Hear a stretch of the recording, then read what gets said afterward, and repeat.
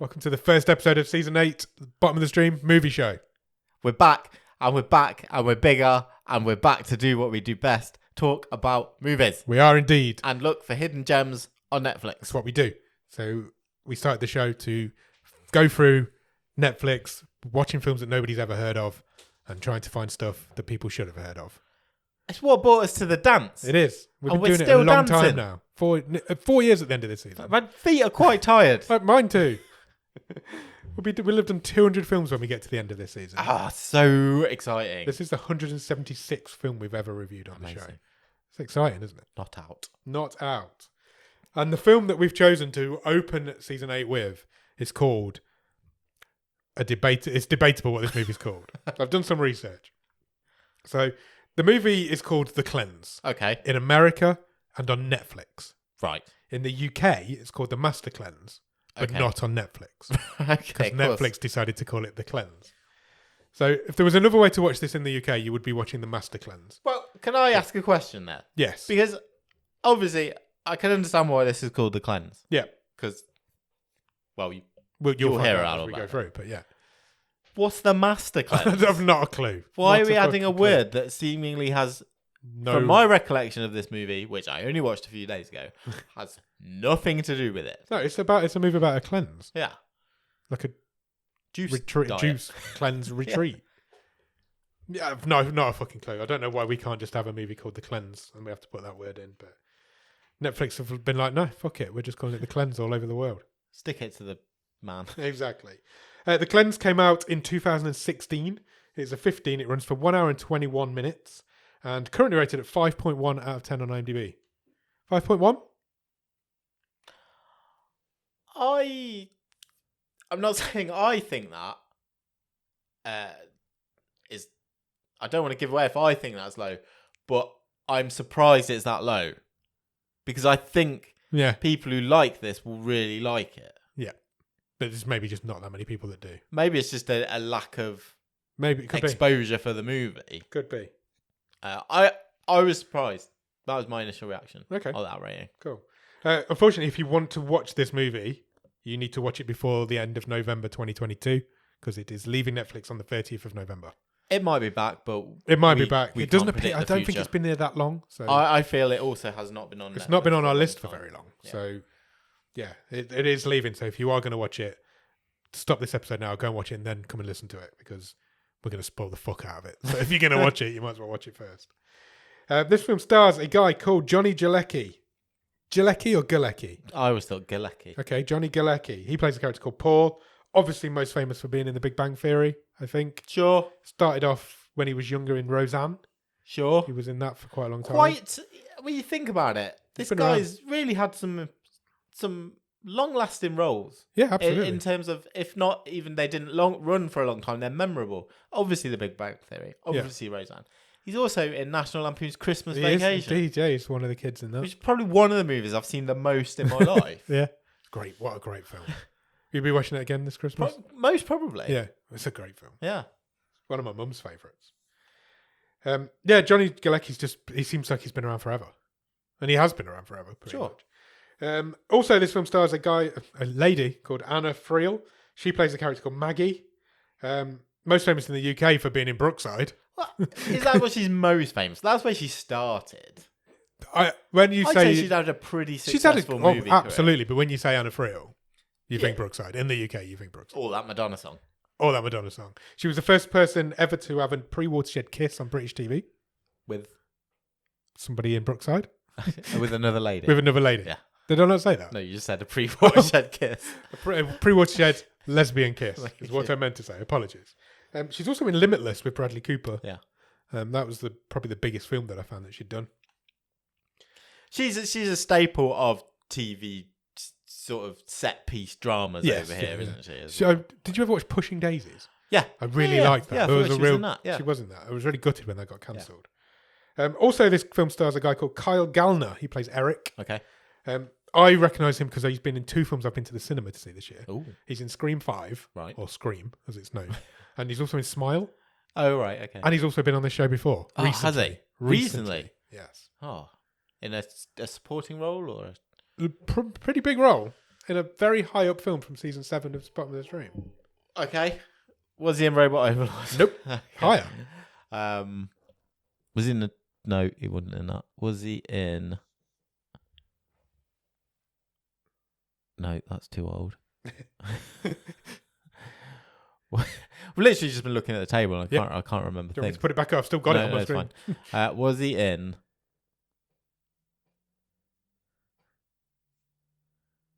Wheelman? No. He was in an ensemble piece of 5 people that are around the same sort of age of him, stuck in a situation. Okay. Kyle Gallner's in Ghosts of War. He played Tapper in Ghosts of War. Oh, right. Do you know what? I'm surprised I didn't pick that up. He does look very different in this film. But yeah, he's the guy who played the crazy person in Ghosts of War. Yeah, he's better in that. Yeah. He's not really in this a lot. This film will also star, I haven't written it down, but Angelica Huston's in this film. Sure. Oliver Platt's in this film. Yeah. There's a big cast in this film. Yeah. I feel like it should have been bigger than it is.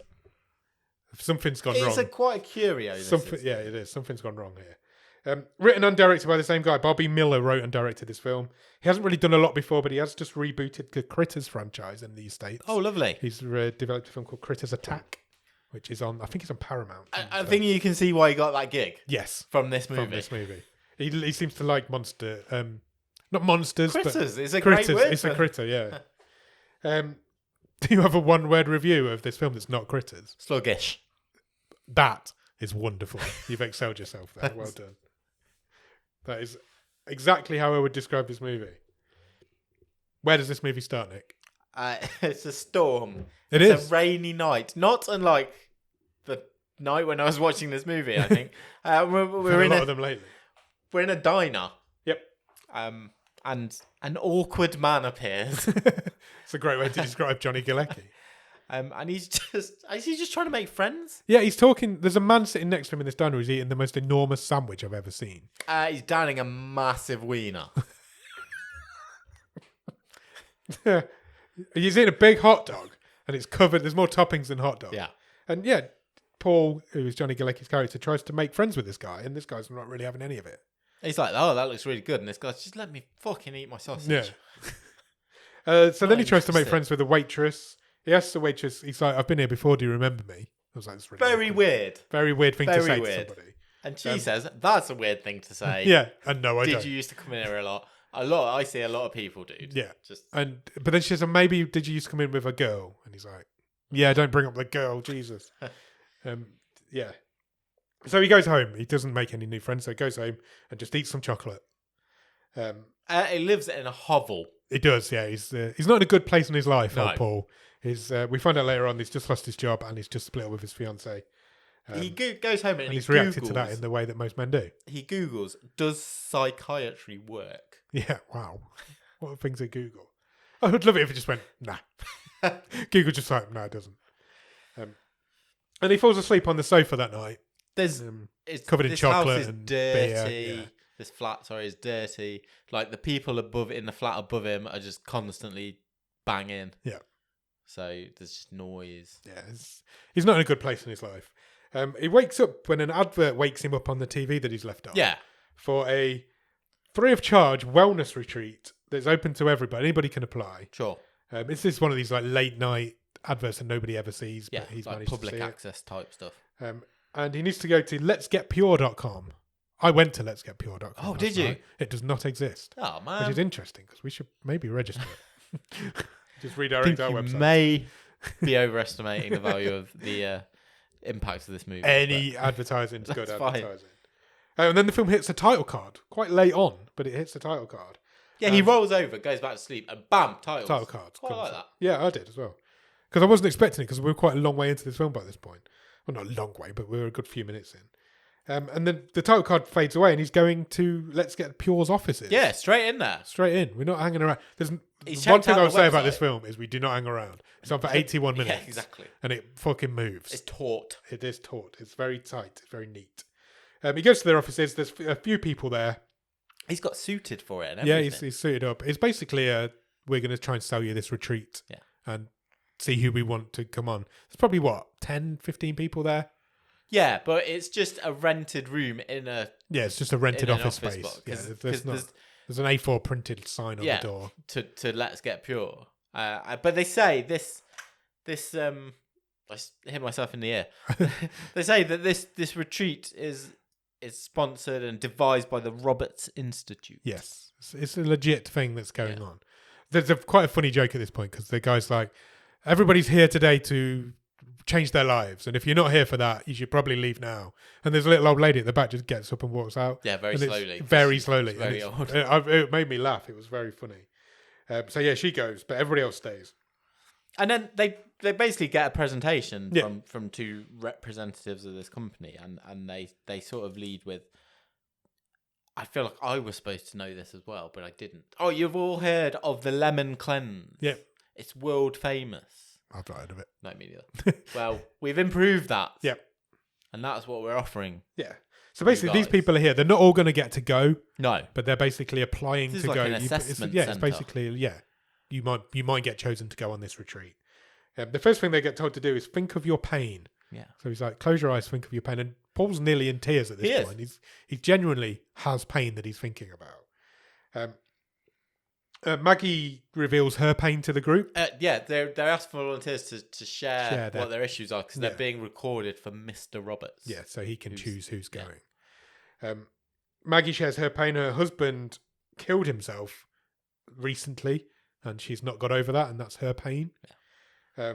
Paul shares the pain that he's recently lost his job, and his fiance's left him, and he's from New Jersey, which is quite horrible, apparently, according to this film. Oh, you forgot about Eric. I did forget about Eric. Eric stands up and says, my pain is that I was on Facebook the other day, and I posted that my friend was a dick licker, but he's not. I don't know what's funny about dick licker, but it's funny. Well, until I learned this character's name, for the next page in my notes, I've called him Dick Licker. Eric's like he's in a couple with this other girl. His girlfriend has dragged him there, so he's not taking it as seriously as everybody else, should we say?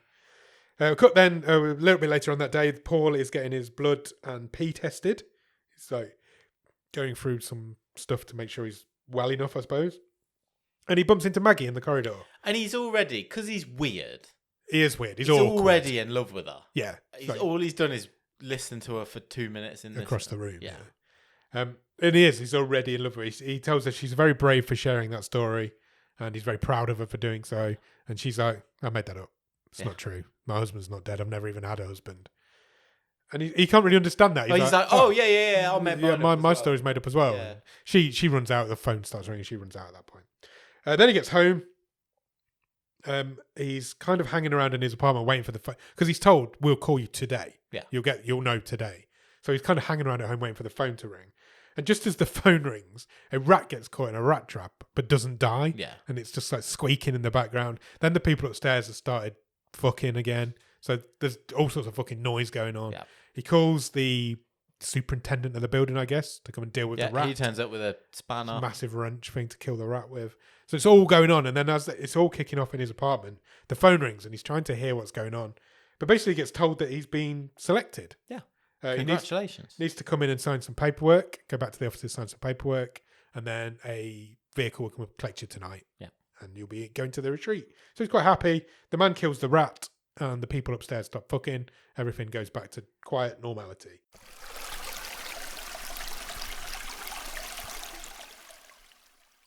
And then we see him go to sign the papers. Yeah. He basically goes back to these offices. They don't go in. They've just been left on a chair in front of the door. Yeah, in like an in tray. Yeah, there's nobody there. He's just got to get them out of this envelope, sign them, put them back. And he hesitates because he scans through the liability form. Yeah. And it is basically absolving the Roberts Institute in the event of their death. Yeah, if anybody should die, it's not their fault. He's like, fuck it. And he goes to walk away. Yeah. He's like, I'm not interested in this now. But before he does, he looks through the pile of paperwork and he sees Maggie's name on one of the envelopes. So we know that she's also been selected. And instantly then he signs the papers. He does, yeah. He doesn't even give it another thought. He signs the papers and leaves them there. And then we cut to him waiting outside of his apartment at night with a suitcase. Yeah. And he gets in the car. But your car pulls up. He gets in the car. Like a nice town car picks him up. Yeah, comes and picks him up. And he wakes up in that same car the next morning. It's daytime again, so I don't know how far he's been driven. He's in the country. He's out in the country somewhere in the woods, and he wakes up in the car. He meets a guy called Fredericks, Yeah, knocks on the window. Who's like in charge. Well, he's like, he's not in charge, but at this point we feel like he's in charge. So he comes and takes the bags. There's a joke about Peter or Paul? Paul. Fucking hell.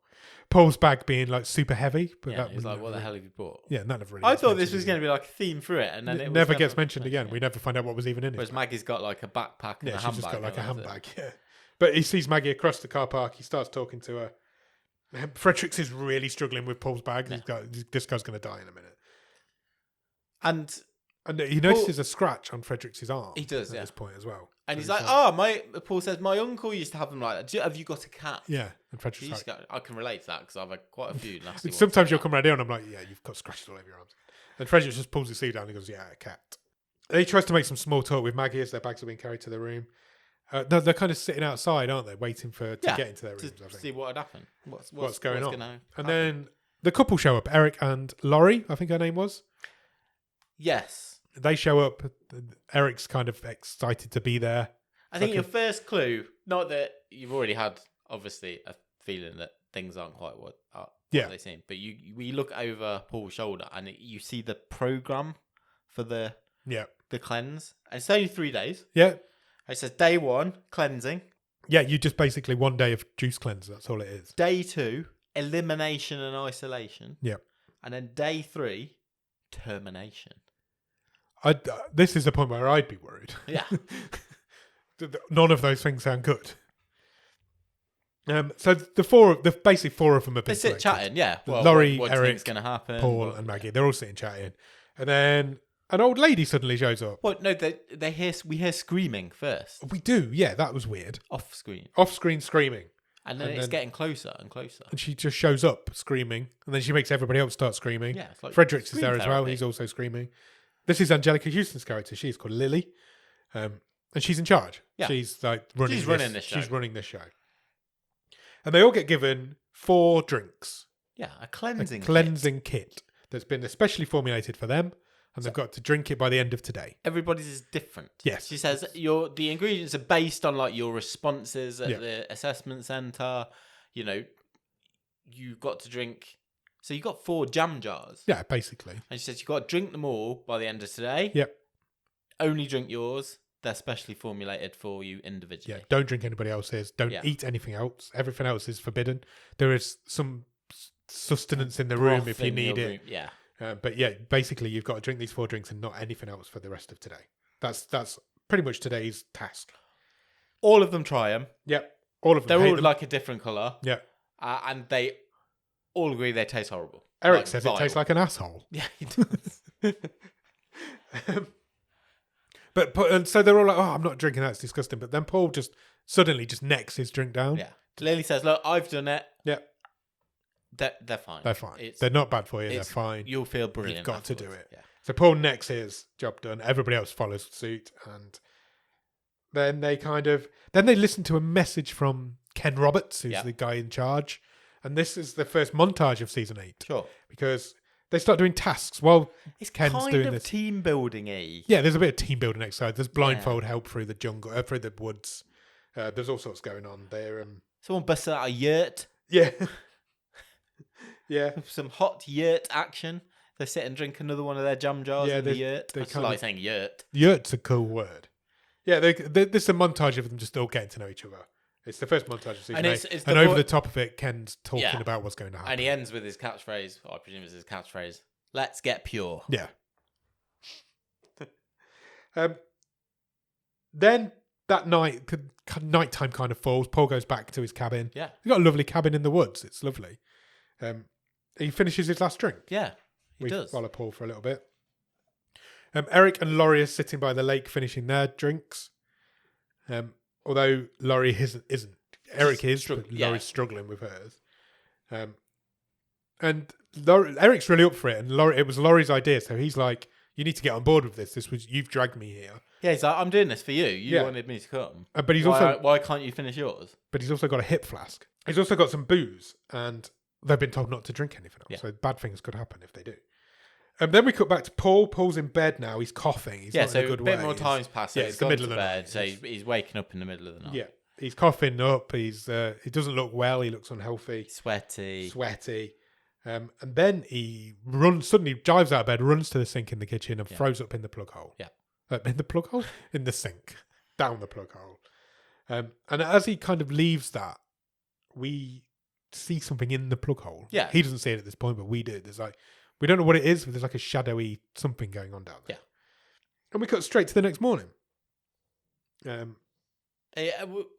wake up with Paul. Yeah, we wake up with Paul. He's hungry.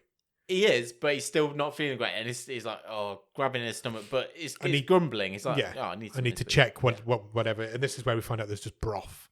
Yeah. There's just cans of broth in this cabin. So he has some.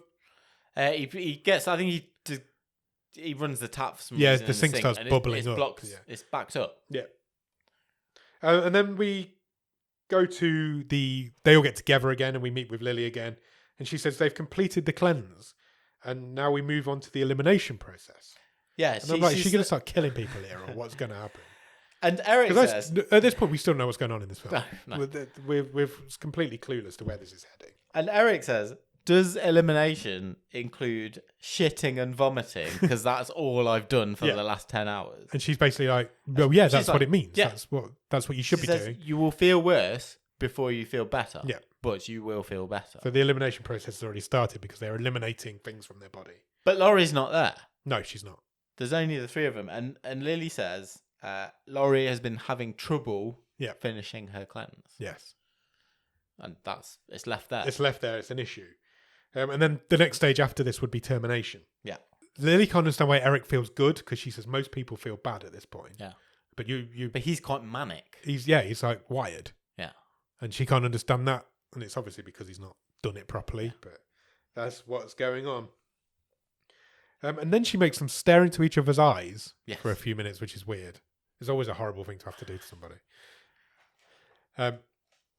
We cut back to Paul's cabin. We see his sink. His sink's in a state. The U-bend is basically rotting. It's like it's all like alien blood. Yeah, it's oozing and gooey and horrible. The sink's full of black gunge. It's weird. And he kind of drops it on the floor because he unscrews the U-bend and he takes it off to see what's going on. It's all gooey and horrible. And he kind of drops it on the floor. And as he drops it on the floor, a little creature pops out. Yeah. It's tiny little rat-like thing on the floor. It's a slug. It's a slug, yeah. It's a weird little hairless rat thing, weird on the floor. It's like part slug, part cat. Yeah, okay. Weird little horrible thing anyway. So we know he's not good with little creatures because he wouldn't deal with the rat in his apartment earlier. Yeah. So he grabs a broom to try and prod it. Yeah. And he does prod it. And it moves and he freaks out. And he opens his eyes and he makes him jump. So he runs away and he goes to see Lily. Does he actually say, fuck this? Yeah, he does. I think he does. And he goes to see Lily. He knocks on Lily's cabin door. And he's like, something's come out of me. What's going on? I need to know what's going on. And she's like, so he's just assumed this has come out of him because he threw up in the sink. It's not just that it's appeared in the sink. Which I don't think I would have assumed that's come out of me straight away, personally. No. But he did. So, and she's like, Ken's coming tomorrow. He will explain everything. Normal. It's normal. Don't worry. Ken's coming tomorrow. He will explain everything. And when we go back to Paul in his cabin, he's got the creature on a little table. Yeah. And it is like a weird slug. It's grown. It's bigger now. Yeah. It's lucid, I guess. It's just a little weird creature. It's like a slimy little Pokemon. I'll find a picture of it. We'll put it in the Discord. But a slimy little Pokemon is a great way to describe it. And kind of like salamandery. Yeah. Yeah, okay. It's hairless. It's weird. Yeah. And Paul says to the creature, what am I supposed to do with you? And so he gives it some chocolate because he's smuggled some chocolate into this camp. He hasn't eaten any. He's not cheated. He's good. But he has smuggled some in. So he feeds it some chocolate and he starts bonding with this little thing. It kind of like purrs. Yeah, it does. They're making friends. They're bonding, him and this creature. I'm talking about this like it's normal. This is fucking weird. At this point, I'm like, I don't know what's going on here, but this is weird. Then he looks out of his window and he sees Maggie out for a jog and then she just collapses on the floor. Yeah. She passes out. So he takes her back to her cabin and wakes her up. And he's like, you shouldn't be jogging. We've been told not to do anything physical. We've not eaten for 2 days now. Exactly. We've been told not to do any physical activity. And she's like, I'm fine. Yeah. Just let me be. Sleep or whatever. And then there's a noise coming from under her sink. And it says that she's got a creature too. Yeah, and he says, she's like, what the fuck's that? She's not even aware of it. No. So it's just under her sink. And Paul says to her, you haven't seen yours yet. And she's like, what do you mean? What? See my what? Yeah. And there's like a curtain under the sink, and he pulls back the curtain. And her creature's a little bit different. It's pink for a start. Yeah, it's a bit cuter. Paul's is blue. It's a bit cuter. And it's like, it's rotted the U-bend away. So it's sat there escaped itself under the rather cupboard. than, I think Paul's might have got out a little bit too early. That's why it looked weird at the beginning. Obviously, like any normal human, Lily freaks out at this point. Not Lily, Maggie freaks out at this point. She starts packing her bag. She's like, fuck this. I'm not dealing with this. Whatever's going on, I'm out. So she packs her bag. She goes outside and she instantly bumps into Lily, who persuades her to go. She says, persuades her to stay. Yeah, give it a chance. Again, same as she said to Paul. Ken's coming tomorrow. Yeah. It's normal. It's fine. Don't worry. The creature's not going to harm you. It's nothing. It's perfectly fine. Well, this is the point we find out that Eric's also got a creature. Yeah, but they're sitting down by the river. Yeah. Yeah, they're chilling. He's bonded with his creature already off screen. But we've still not seen Laurie for ages. No. She's still not appeared. Paul then goes to see Fredericks, who has a weird name. Why has he got an S on the end of his name? I presume this is his surname. He's gone out for a walk, I think, just to try and get his head around this. And he hears like a banging and screaming. Yeah, inside Fredericks' cabin. So he knocks on the door and Fredericks kind of like on the floor. Trapped under a load of furniture. Yeah. And he's like, what the hell? Paul's like, what's going on? And Fredericks is just like, I'm fine. Don't worry. Leave me alone. You don't need to be here. And then we see Fredericks has got a creature too.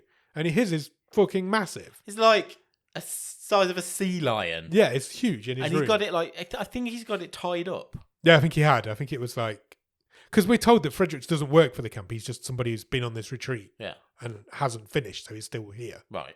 That's what we get told at the beginning. Because he hasn't gone through the elimination process yet, so he's just here still. So his has got bigger. When Paul goes back to his cabin, his has also got bigger. It's probably the size of a cat now. Yeah. It's quite a large little. Still looks like a slug. Probably the size of a cat. Maggie's creature won't stop crying. Maggie comes to the door. Yeah, she's like, "What do I do with this? What do I do with this?" It's like making noises. It's clearly not happy. It's not bonded with its mother. So she asks Paul for some help to try and deal with it.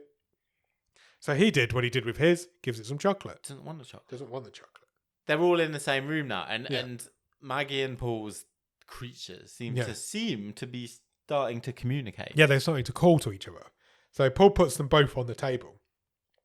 And Paul starts like almost snarling at Maggie's, like it doesn't want to be friends with it anymore. So Maggie picks it up, and as she picks it up, that's her bonding moment with it. Because she chills out a bit, the creature chills out a bit. Maggie's like, this is really strange. Yeah. And I'm like, yes, this is really strange. But Paul says it's not that strange. And I'm like, no, this is really strange. You've evacuated creatures out of your vomit. They're vomit creatures. Have you seen Dreamcatcher? I'm going back to Stephen King again. They're just like that, aren't they? They're little shit weasels. Yeah. It's just like that. It's a really strange film.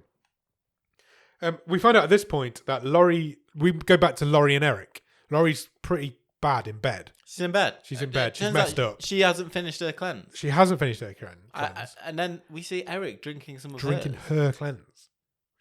They were specifically not told not to drink each other's.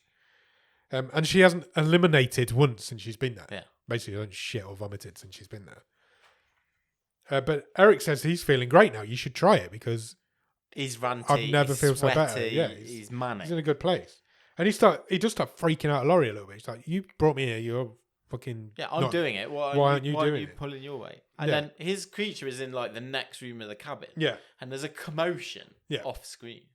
So Eric goes to check it out. He does, because just before he does that, Laurie says to him, "We came here to fix you, not me." Yeah. Because he's an alcoholic, basically. I think is what's implied at that point.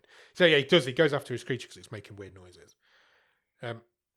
Paul and Maggie are still together. They're still in the room. Oh, you missed what happens to his creature. So he goes into the other room, and you just hear him say, "Oh, stop! Why are you eating yourself?" Oh, I didn't hear that. I didn't catch that bit. Okay. And then that's it. So the creature ate itself. Yeah. Okay, interesting. Paul's creature, we find out, is imitating the way Paul... Some of his mannerisms. And Maggie's then starts doing the same thing. Yeah. Neither of them had noticed, but they noticed each other's had started doing it. So they're like, well, maybe we should get to know each other a bit more. This is Paul's chat-up line. Let's get to know each other a bit more. And we found out she's an actress, and he worked for a startup. Yeah, and they were like an software app business, engineer. Yeah.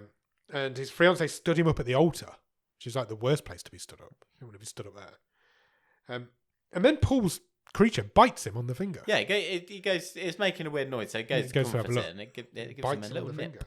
But he's okay. He's just got a little nip on the finger. Next morning, we cut to the next morning from there. A car shows up. Ken has arrived. Yeah. Ken Roberts is in charge of this whole thing. This is Oliver Platt's character, finally appears in the film. Paul wakes up on Maggie's sofa. Maggie also wakes up on her sofa. Yep. They've basically just fallen asleep together. But both their creatures have also slept together on the armchair. Yeah. They've like bonded as well. So everybody's in a good place. Maggie points out that they haven't grown. They haven't grown overnight, which is interesting. Lily shows up to say, look, Ken's here. She gives a spiel about our body's weird. Yeah. You think about it. Yeah. Very complicated, very weird. But, she talks about how long the lifespan of a red blood cell is compared to a white blood cell. And that, your body changes throughout your life. It develops, And over human history, that bodies evolve. Yeah. They have evolved. And that's what we're seeing here, maybe. But she's like, Ken's here. Well, she calls him Mr. Roberts. Mr. Roberts is here. He wants to see you both. And also, he wants to see your creatures. Yeah. Bring your creatures with you. He can help you finish. Yeah. That's what she says. Which the guy last week could have done with that. He needed help finishing. He did, yeah. Very true. They go to see this guy. This guy, Ken Roberts, is at a campfire. Yeah, he's got Eric. He's got Eric, and he seems to be berating Eric. He's not happy with Eric. Yeah. Eric's kind of almost in the fetal position, being shouted at by this guy. And Roberts just explains it as Eric's having a setback. Yeah. Nice to meet you both. Basically, introduce himself. And he says, I'm really proud of you both. Yeah. And Paul's like, you could have told us about these things that were going to come out of us. He kind of confronts him, doesn't he, a little bit? Yeah. And Ken takes him aside, and he's like, it kind of makes Paul see his life for what it is, I guess. He makes him cry, basically. Well, there's two parts to it. He sort of, I think he gains Paul's trust by sort of saying, but I'm sure he uses the line on everyone. I'm trusting you with this information. It's like I can't tell people before they come here because I'm basically ostracized by the medical community. It's like I'm on the brink of something here. Yeah. But no one's buying into what I'm Nobody's doing. going to take me seriously. And then he sort of psychoanalyzes Paul, and he does. He breaks him down. Breaks him down. Cry. Literally within 2 minutes. He makes him cry. He said, if you really looked at yourself, yeah. you blame. I've seen your file. You blame all this. Your breakdown of your relationships on all these other things that happened. But if you ever looked at yourself, is there anything that you've done wrong? Yeah. And obviously hits a chord because. Yeah, because there is. Yeah, there must be. Because he starts crying. Yeah, he does. And then he takes them both off together into the woods, Maggie and Paul, and he kind of blindfolds them both. Yeah. And he tells them that basically you've just got to confront your life now, and you can, if you do it with your eyes closed, you can do it a little bit better. Yeah. But then, just after he's blindfolded them both, he takes Paul's blindfold off, but leaves Maggie's on. Yeah. But she doesn't know that Paul's not now blindfolded, and he reveals that Ken reveals that he knows that she lied about her husband. He knows that none of her story is true, but he tells her she's got to respect the process. Yeah. She says, why are you here? What's your pain? What is your pain? Why are you here? What is the real story of Maggie? And she reveals basically that she doesn't like the way she looks. She thinks she's ugly and she wants to lose some weight. She says, I want to lose weight. And he says, no, I don't believe you. Yeah. That's not the truth. That's not why you're here. She's like, I went to an audition and I wasn't thin enough for the role and I really wanted the role. And then she starts crying and he's not. He's pushing her to try and break her down, basically. Get all this negativity out. And he's like, he's that sort of, and he's trying to get. And eventually the truth comes out. She says, well, I've given up. Yeah, I've given up. I think I'm ugly. I think I'm fat. I've given up on life. And he thanks her for revealing all of that to him, and he removes her blindfold. And he basically reveals what's been going on. In one line of dialogue, he explains this whole film pretty much. He's like, the cleanse expels all your negativity and puts it in that. Yeah. So that creature that's sitting there in front of you is all of your negativity. And now we move on to the termination phase because you've got to kill it. Yeah. If you kill that creature now, you'll kill all of your negativity. You will walk away from here. You will walk away here New lease on life. New lease on life, a different person. Yeah. He says it's the only way you can be free. Yeah. That was his line. But she can't do that. She's like, she's bonded with this creature. She needs this creature in her life. And he's looking up at her all it's all doughy-eyed. So she runs off. She leaves the creature, but she runs off. Yeah. And then Paul figures out what's going on. And for a second, you think he's going to do it. But then he bags up both creatures and also follows her. He runs off as well. Into the. She's fast. She is fast. She's gone. Because he's got no idea where she's just gone. But she was. We did see her running, I suppose. Yeah. So he doesn't find her, and then it's nighttime, and Paul's back in his cabin again. Yeah. And he goes to leave. Basically, he's like, "I need to get out of here." But before he leaves, he goes to check on Eric and Laurie, and Laurie's dead. Yeah. In bed. Yeah. She's very grey. And Eric's basically like, "Look, this is my fault. You need to leave me here." Yeah. He said she couldn't get it out. She couldn't get it out. She couldn't. Whatever it was, she couldn't do it. And he's kind of getting angry at Paul to just like, leave me alone. I need to grieve my girlfriend that's just died of a creature. So he goes to Maggie's cabin. And he just says simply... And she's there. She's she's run off back to her own cabin. He just says, we need to go now. Yeah, we need to go now. Laurie's dead. Yeah. And they do. They get out. They get out into a field. And Ken and Lily are there. They confront them. Basically stop them. And they say, look, it's Laurie's fault. She didn't follow the instructions. It's not our fault that she's dead. She didn't follow what we told her to do. And in the paperwork, it was revealed that you might die from this. You need to follow the rules. But Ken's trying to strike a deal. I think he's worried. He's like... He can't let these creatures out into the world. Yeah. Because he's already not taken seriously by the scientific community. And he's like, you can go. Have my car. He says, I'm giving you permission to go. Yeah. Leave the bag with the creatures in. You need to leave them with us. We'll take care of it. But we're going to terminate them. But you are free to go. This is a done deal. We're done here. Scout's honour. He even says Scout's honour. But you can't take those creatures with you. You can't let those leave this site. Lily then, she gets a bit more, she's a bit Paul more aggressive. Says, why? Why can't we take them? Yeah. And Lily's a bit more aggressive about it. She's like, look, you're not strong enough to finish this course. You're not. Yeah. And Paul's like, well, you're not having these creatures. It's not happening. And then Ken's absolute last gambit he's like, is to share with them. Even I didn't finish this course. Even I couldn't do it. Only one person has ever finished it. And she's standing next to me. Yeah. Lily.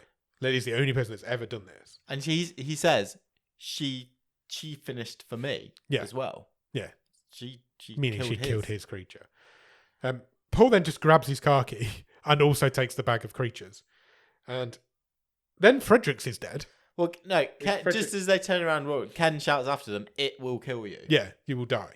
And then there's almost a comic aside where we see Fredericks on his porch, getting covered in blood, just getting back dragged back into his by a tentacle. So his negativity's just got bigger and bigger until it's killed him. They're driving off, and the creatures are now huge in the back of their car. They're getting bigger in this bag. Yeah.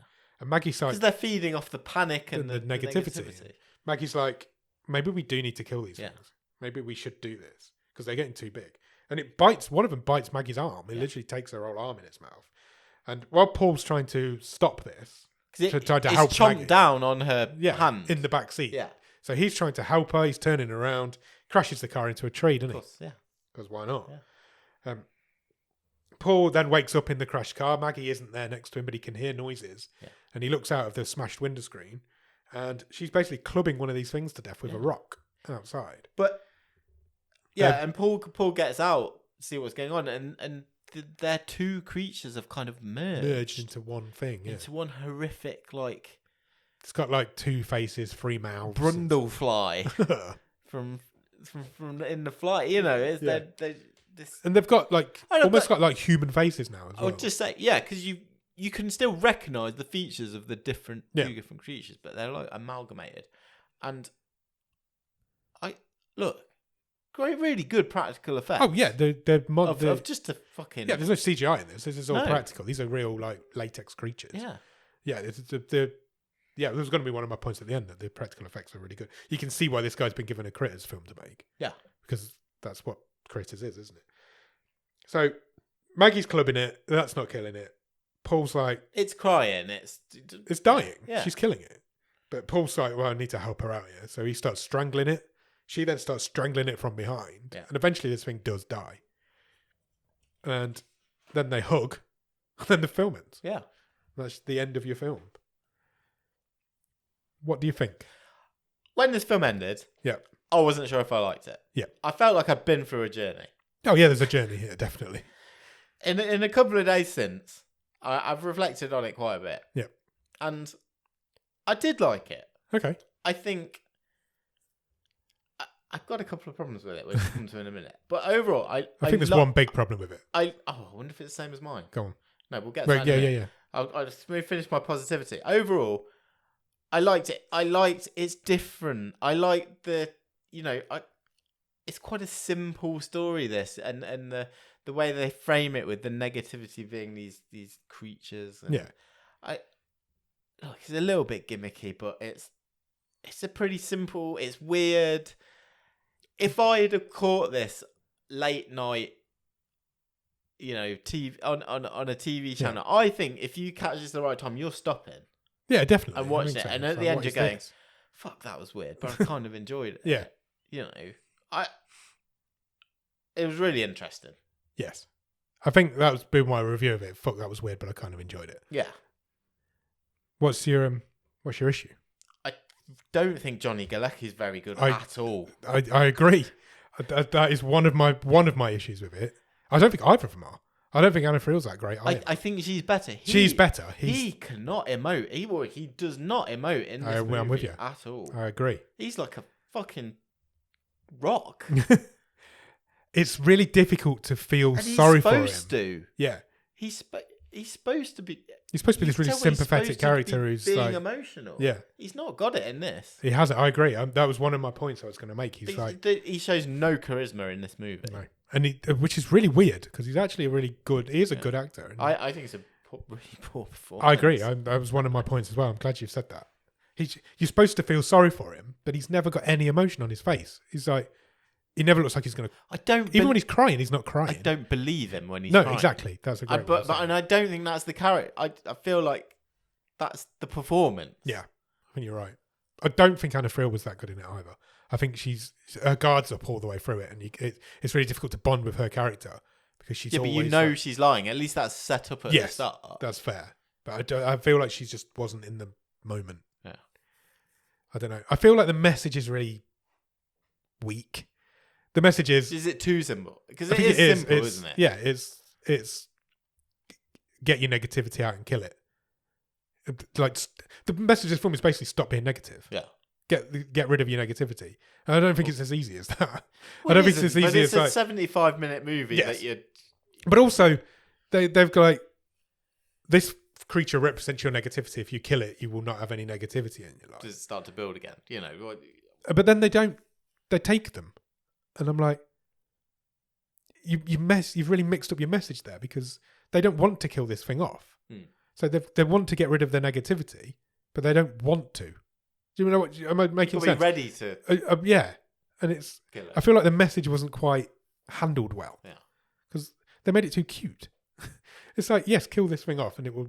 But then you don't also. They do kill it off at the end, but you don't find out if it actually worked or if it actually happened. Or I feel like the message is really convoluted in it.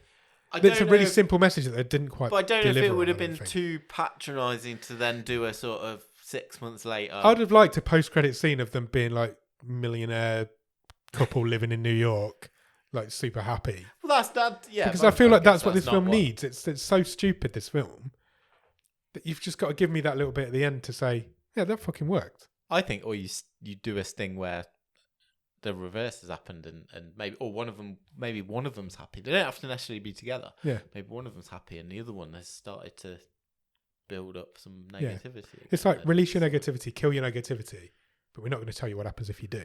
Yeah, and that was a little bit disappointed in the ending.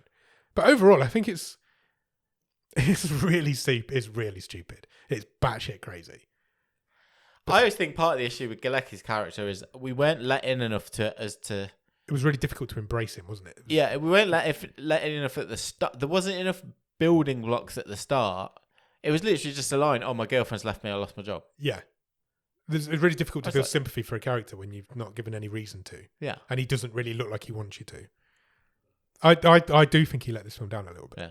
I think a different actor maybe would have given a better performance. Maybe would have made the film better. But, he's been in the biggest sitcom in the world for the last 10 years. Does this get made without him? Yeah. It's the old catch-22. 2016 as well. It's peak Big Bang Theory. He was also in Roseanne, which is one of the biggest sitcoms of the 80s. He's like a huge sitcom star, but he doesn't carry this movie very well. I'm with you on that. What's the best thing about it? I think it's the practical effects. It is. 100%. The creature design's great. Yeah, it is. I kind of wish I'd seen more of Frederick's creature, but I know why we didn't, because it was fucking massive and really expensive. Yeah. So, I totally get that. But but we got to see the big one at the end. Yeah. And it did look great. It was ugly as fuck, but it did look great. And the cute little creatures are cute. Yeah. And they're always on a table. They're hand puppets is what they are. Yeah. But they are really it really worked. A CGI creature you could never do that. No, this really benefited from them being practical. It has to be practical for this 100%. to work. What would you change about it? You just recasting Jonny Galecki. I think that's the first. Who are you casting? Who are you changing? That's the first thing I can do. I would do. There's a lot of people out there, man. There is. I don't know if I'm about to suggest this because he's done a few what I would say left field career choices. But I think Daniel Radcliffe would knock this out of the park. That's a great shout. That's a really good shout. Yeah. I'm with you. Because I feel like, because he did Horns, Swiss Army Knife, I feel like this is in that sort of wheelhouse. Yeah, it is. But I can see why you've suggested him for it, but it would work. Yeah. Maybe even somebody like Aaron Paul. He'd probably be better off in this than in The Parts We Lose. That's the sort of person you need in this. Jonny Galecki's not right for it. No. I don't know. It's not a comedy film. There's not that much funniness in it. No, but he doesn't have to. No, but they've cast a sitcom sitcom star because they've cast a sitcom star because it's trying to be funny. They didn't need to. They could have cast, like you've just said, Daniel Radcliffe, and it would have been the same film. It would have just probably been a bit better. Yeah, it isn't a comedy film. No, it's just a weird creature film. It's a really strange film. But I don't say it was a comedy. But I should argue against myself. I can kind of see why you'd choose someone like that because it is a bit of a left field choice. Yeah, but he just didn't bring it. He didn't. He just didn't turn up. It was like he was phoning it in, wasn't it? It was really strange. IMDb has it as a comedy, drama, fantasy, horror, sci-fi. It's definitely not a horror. I don't think there's anything horrific about it. Sci-fi, fantasy, yeah. It's not sci. Is it? It's not. It's sci-fi. It's fictional science, isn't it? No, it's not. It's not fantasy. No, it's not fantasy. Weird. Cool. Well, we can't talk Stream Table. I think it's the best film we've seen this season. Where does it go in the last season's Stream Table? I think it's the best film we've seen this season as well. I want to say it's. I don't like playing this game. It might be around 10, 11, 12. Yeah. Okay. Mid-table-ish. Yeah. Be interesting to see where it ends up in this season's Stream Table. Yeah, it will. It's certainly one for the next few weeks. We're going to have to compare films to this film. It should be fun. That's going to be fun, isn't it? It's a job. Right. Well, I think we've done everything we need to say about The Cleanse. Yeah. Do you have any final words? I'm just thinking, if someone said to me, "Oh, this movie, should I watch it?" Yeah. What would I say? And I think I might say yes because it's weird. I'd be like, it's really fucking. And if you want to watch something different, that's weird, I'd be like, I'll watch that with you. It's weird, but we'll have a bit of fun with it. I think there's better films of this caliber out there. I agree. But, yeah. I don't think this is one we're going to come to the end of this season and go, what was that again? Yeah, you're probably right.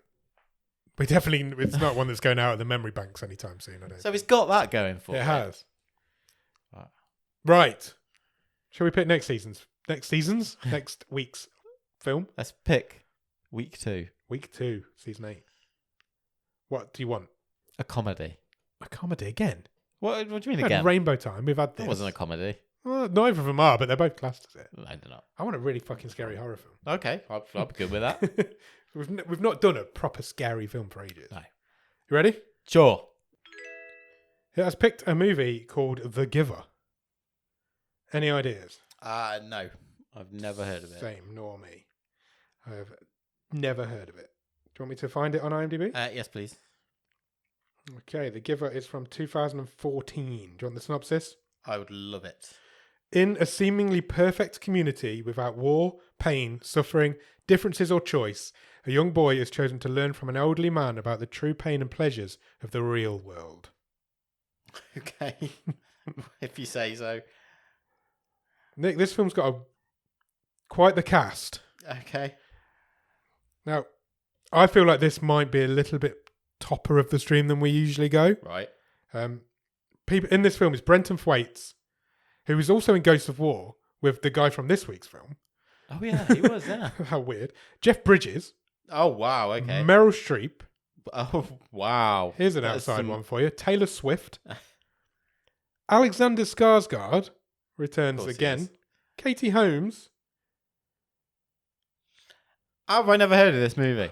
I feel like this might have passed us by. This maybe is a little bit more top of the stream than we usually go, but I've certainly never heard of it. No, me neither. So, and the only rule on the show is that it's got to be on Netflix, and me or you can't have heard of it. Yeah. So it's legal. We'll go with it. We're going with it. It might be a bit more upstream than we normally go with the cast like that. 6.4 on IMDb as well, so quite high. But only 120,000 reviews, which isn't many. Well, that's not maybe a ridiculous amount. Maybe it was one of these big budget movies that just doesn't hit. But I've never heard of it. No, me neither. I guarantee Ross Cook's seen it like 4 times, but he's like a weirdo. Cool. So that'll be episode 2 of season 8 of Bottom of the Stream.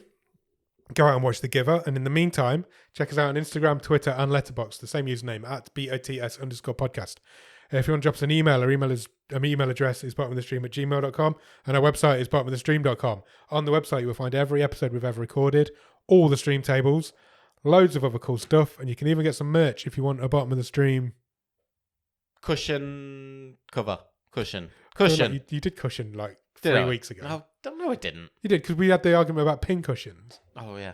Oh, I don't know. I don't know what things are. Poster. Yeah, there's definitely Bottom of the Stream posters. Just our faces on it. You can't get that. No, you can't get that. I've lost track. Yeah, do all of that and then head over to Patreon, patreon.com/bottom of the stream. On there for a couple of quid every month, you will get early access to episodes. You will get bonus episodes. We're going to do more bonus episodes in season 8. That's our season 8 resolution. You'll get a newsletter that Nick writes every month. Yep. And if you come in at the top level, you will get a wild card. We're in a new season. Wild cards are back in play. Message to the Patreons there. You can play your wild card whenever you want to. Indeed. Basically, having a wild card means that we don't use the randomizer that week. You pick the film and we'll watch it. Yeah. It's a big thing, and it's also a competition. So you might win. If yours is the highest one in the table at the end of the season, you win a prize. We've never followed through on any of the prizes, but we will give out a prize. After you've done all that, head over to Discord. The Discord community is really cool. We have lots of fun chats in there. We do movie watch-alongs. We play games. Loads of other cool stuff. We talk about the show, obviously, all the time. Generally putting the world to rights. Generally, that's what we do. Netflix recommendations, loads of them goes on in there. It's a really cool place to hang out. The Discord link will be in the bottom of the show notes. If you can spare a few minutes, please consider leaving us a review or a rating. Anywhere you can review or rate podcasts. We are on all of those places. Podbean, Podchaser, Apple Podcasts, Spotify, Pandora, iHeartRadio, all the ones you know, all the ones you don't know, all the ones we don't know. Just come and find us. And if you find one we're not on, let us know and we'll get on it. Yeah. So that's the challenge. Go out, tell everybody about the show. We need more listeners to come in and enjoy this because more people need to know about films like The Cleanse. Of course. Tell everybody you know to come and listen.